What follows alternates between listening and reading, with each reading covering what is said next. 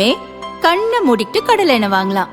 ஏன்னா மந்த்ரா கடலை எண்ணெய் இதயத்தின் தயாரிப்பு. வறுக்க பொரிக்க ஏன் எல்லா சமையலுக்கும் மந்த்ரா தான். மந்த்ரா கடலை எண்ணெய், அபார ருசி, ஆரோக்கியமான உடல் நலம்.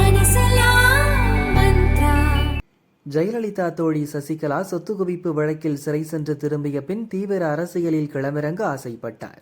ஆனால் வருமான வரித்துறை, அமலாக்கத்துறை கொடுத்த சட்ட ரீதியிலான பல நடவடிக்கைகளால் அரசியல் ஆர்வத்துக்கு அவரை தடை போட்டுக் கொண்டார்.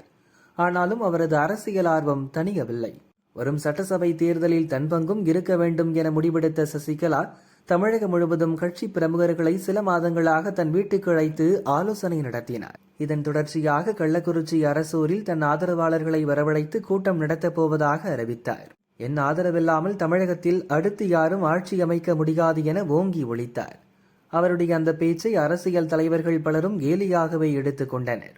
ஆனால் அடுத்தடுத்த அரசியல் நிகழ்வுகள் தன் சகோதரர் திவாகரன் பொதுச் செயலராக இருக்கும் அண்ணா திராவிடர் கழகம் கட்சியை தாவேகாவுடன் கூட்டணி அமைக்க வைத்து தென் மாவட்டங்களில் 25 இடங்களில் போட்டியிட ஏற்பாடு செய்திருப்பதாக சொல்லப்படுகிறது.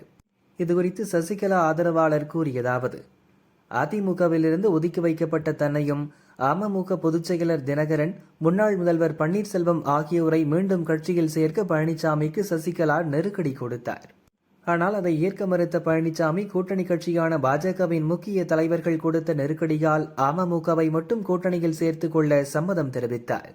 பன்னீர்செல்வத்தையும் சசிகலாவையும் கட்சியில் சேர்த்துக் கொள்ள மாட்டேன் என உறுதியாக தெரிவித்துவிட்டார். பன்னீர்செல்வத்துக்காக முயற்சித்த முன்னாள் அமைச்சர் செங்கோட்டையனை கட்சியிலிருந்து நீக்கினார். பழனிசாமி மீதும் அவருடன் கூட்டணி சேர்ந்த தினகரன் மீதும் கடும் கோபத்தில் இருக்கும் சசிகலா இருவரையும் வீழ்த்த துடிக்கிறார். தன் சகோதரர் திவாகரனின் அண்ணா திராவிடர் கழகம் கட்சியை நடிகர் விஜயின் தாவேகாவுடன் கூட்டணி சேர வைத்துள்ளார். தாவேகா கூட்டணியில் 25 தொகுதிகளை பெற்று தென் தமிழகத்தில் அமமுக மற்றும் அதிமுகவை தோற்கடிக்க வேண்டும் என உறுதி பூண்டுள்ளார். இப்போது தாவேகாவுடன் அண்ணா திராவிடர் கழகம் கூட்டணி அமைத்துள்ளது.